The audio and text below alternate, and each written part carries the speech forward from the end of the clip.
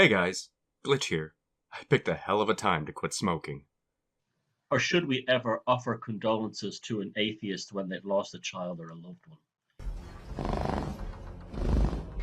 Keep pushing, keep moving there. No one tasers on full charge.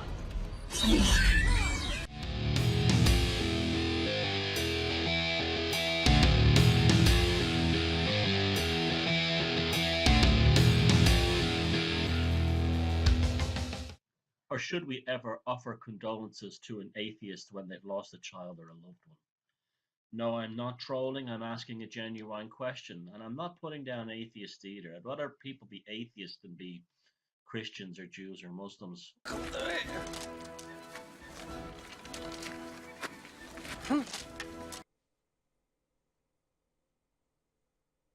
I actually hope that you are trolling. The dismay of this question is almost overshadowed by the implication that it is an honest one. You go later on in your video to answer this question yourself, and you do say that you would offer condolences out of basic human decency. However, the despicable and regressive root of this question is disgusting, and I'm not convinced that it is an honest one. But for the sake of answering it in my own words, yes, you should always offer condolences to a person who has lost a loved one. We are humans, at least most of us are, and as humans, we are intrinsically empathic beings, provided that the person is not a sociopath. I want to point out that this question you are asking does have a sociopathic flavor, but at least it's gluten-free. But I have to ask this question because if an atheist has a child, it has no real love for it. Here's Clowny. Okay. That is fucked up. I hate to be asking questions of which I most likely will never get an answer, but are you some sort of telepath? I mean, what's going on here? How could you say something like that? Are you still being honest? How can a person think like this? I guess it should be expected though. I have seen a couple of your videos now. Christ on a fucking cupcake. The atheist doesn't feel any love for that child. It believes itself to be going through a chemical response where dopamine receptors and so on and oxytocin receptors are firing, but they don't actually believe they love the child. They believe it's just an illusion caused by neurochemicals. Master and I gonna have words. He knows I hate clowns. You gotta hate them. I hate them all. I hate Bozo, Ronald, Chuckles with their freaking dumb noses and their lousy party hats. I don't mind being short, fat, and ugly, but the pay sucks. This isn't a matter of belief. It's a matter of functionality. What you're describing, badly might I add, is how love works. How we feel love. But atheists aren't Vulcans. Sure, many atheists try to be logical and rational, but this doesn't transform them into computer-minded entities. Just because an atheist is capable of understanding the chemical reactions surrounding an emotion doesn't mean they can't feel it. Thomas, you need to understand that this is one of the most disgusting questions you can ask a person. I'm talking like top 5 worst things a person can ask. These unfeeling extrapolations are baseless and cold. I know you're a big-time conspiracy theorist, and you have some very interesting beliefs, but you really should have more respect for your fellow man. So, and the child to them is of no real emotional value. The child is purely just a DNA bag of amino acids and proteins and various other vitamins and other forms of electrolytes. That's all that their child is to them. Name of the people and things of hell I dubbed thee. Fucking moron.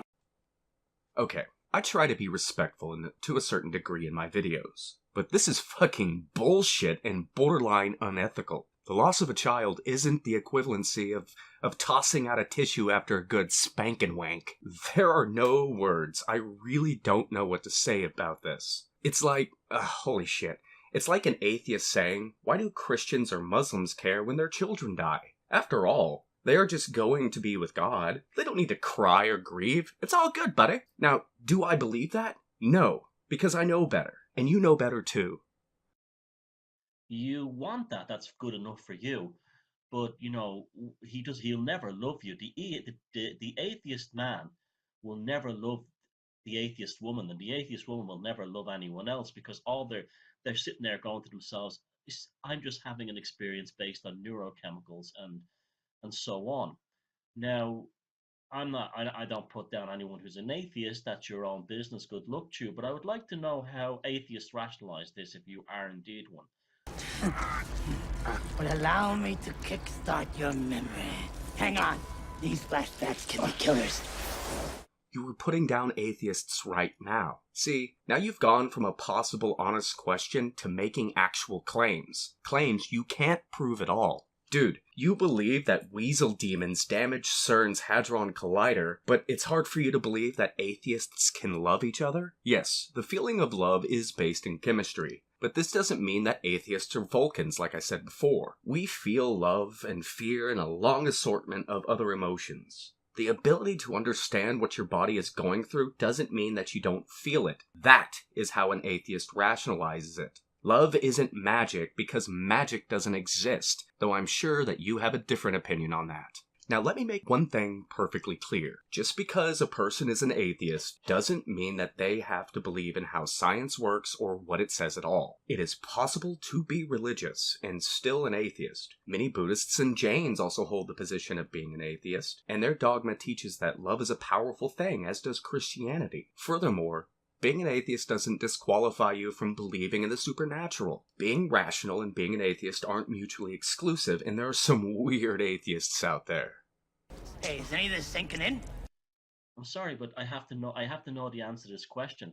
How can you sit there talking and pontificating about we're all just, meat robots that have no souls, that our connections are purely chemical, and then how can you look your child in the face or your loved one in the face and only see bags of molecules made of meat? This is what you think. This is what you believe. No, this is what you believe. This is what you think, meatbag. You have built yourself up a straw man argument, and now you're pretending that this is how people think. Guess what, genius? It's not. All you're doing is displaying your views on atheists while trying to pretty it up with some nonsense puddle of gibberish. Now you're splashing around in it like a brain-damaged Magikarp. You've been violated, girly man, huh? Is atheism anti-life and anti-human when it reduces, and then they say things like, well, the magnificence of the universe and all this. Fair enough, I agree with all that. When I hear someone like Brian Cox talk about the wonders of the universe and the magic of nature, I'm totally down with that, 100%. And then he says things like we don't have souls and we don't have spiritual experiences. Well, I'm off. I'm out then because I know he's wrong. Just because him and people like him, John Ronson, Richard Dawkins, and the rest of them have this experience of reality where they feel like they are nothing but meat robots, doesn't mean I'm having that experience. I don't have that experience at all. I have a very different experience to life. Just because you're dead inside doesn't mean I feel dead inside. So you want to do it the hard way? I warned you. No more clowning around. Dead inside? How did you jump all the way there? Your puddle of nonsense just keeps getting bigger, doesn't it? Now the Magikarp has reached level 20 and has evolved into a Derposaurus Rex. Atheism can't be anti-life or anti-human. It is a single position on a single question. Nothing more, nothing less. There is no dogma or philosophy that is intrinsically tied to atheism. It is not a system of beliefs or morals, it is simply the lack of belief in a god. Science is not atheism. Many scientists, however, are atheists. And at the same time, many scientists are also Christian, or Muslim, or many other spanses of religions. But Dawkins and Cox hasn't said anything about humans being bags of meat. You just made that up. Science deals in what is testable and observable, and if you don't like it because demonstrable proof goes against your wildly strange beliefs, that's your own imperfection. Don't get me wrong, I'm not putting this guy down for being a Christian, but this guy has some of the most wild claims in his videos that I have ever seen, and I actively look for crazy ideas. So, Thomas, do me a favor. Prove to me that a soul exists. No, seriously, do it. Make a video and prove to me that a soul exists, how we can measure it and detect it, and what its form and function is. And I will watch it.